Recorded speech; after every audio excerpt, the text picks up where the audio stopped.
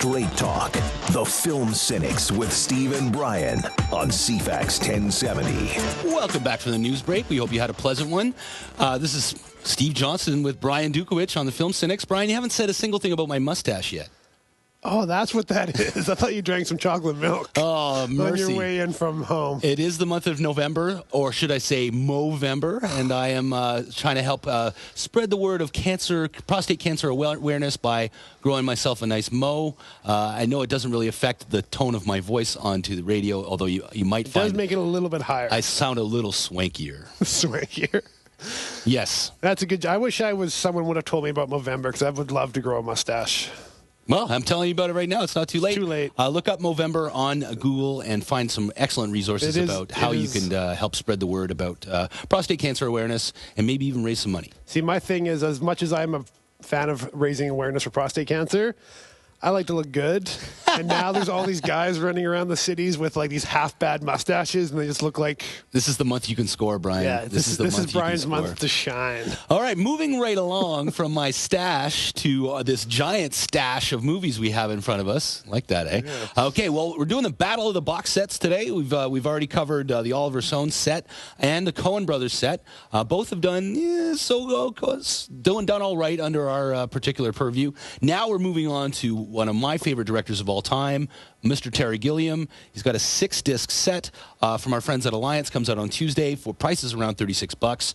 Movies included are 12 Monkeys, Time Bandits, Fear and Loathing in Las Vegas, The Brothers Grimm, Brazil, and Monty Python's The Meaning of Life. Which is probably one of those things that some people aren't aware of, that Terry Gilliam was a member of Monty Python. Yes, he is. His main role in Monty Python was to do all of the animations of like the giant feet squishing people. That was Gilliam's main thing.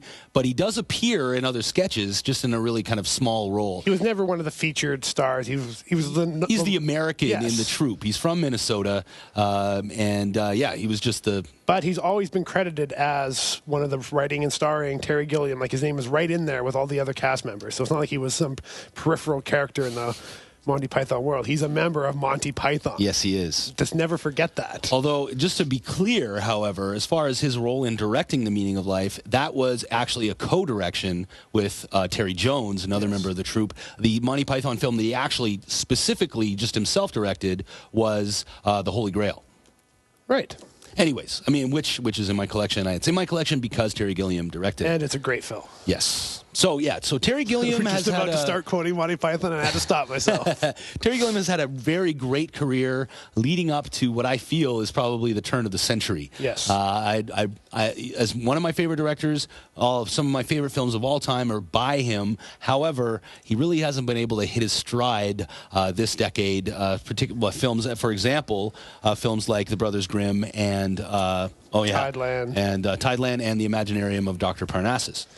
The problem that Terry Gilliam has, we were discussing this in the break, is that he's a true visionary director, and he does what he wants to do, regardless. Which is why I love him. It's true, which makes him a great director, but it makes him impossible to work with from a studio perspective, because he comes to you and he's like, can I have $60 million to make a movie? And you're like, well, Terry, it's a great idea, but can we have final cut, and can we do this? He's like, no, I'm going to do this. And they're like, well, sorry, we can't give you the money.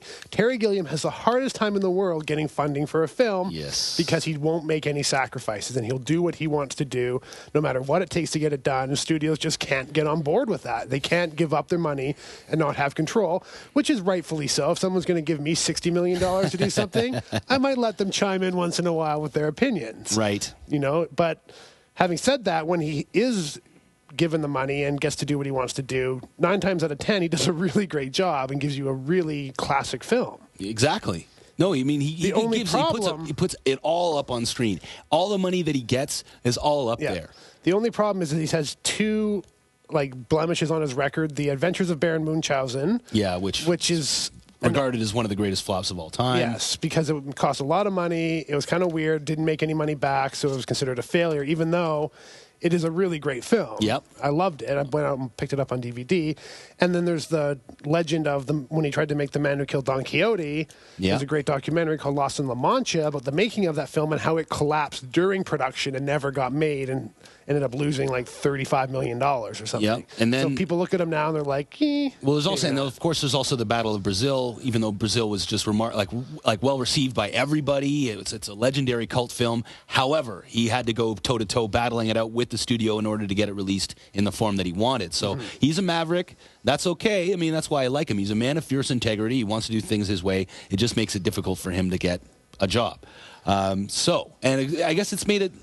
I think he's also a man of a time before this. I think he's just out of time now. I think he doesn't have his finger on the pulse of pop culture right now. And the technology has sort of, I think, gone past him in his directing because he's not a CG man. He's not a CG guy. He's a practical sets guy. He builds miniatures. He builds like sets to make it seem like there's more there than there actually isn't and things like that. And it's really great when you're good at it because it looks amazing and you can really create your tone. And he is good at it. Yeah, he's great at it. He's an animator by trade too, so he's really got an eye for that sort of detail. But that's not what people want nowadays. But nowadays it's all about CG in this and you can do whatever you want. And it takes all the creativity out of being a director because you just pass it off to a bunch of guys sitting at computers and they type away, oh, there's a fake city.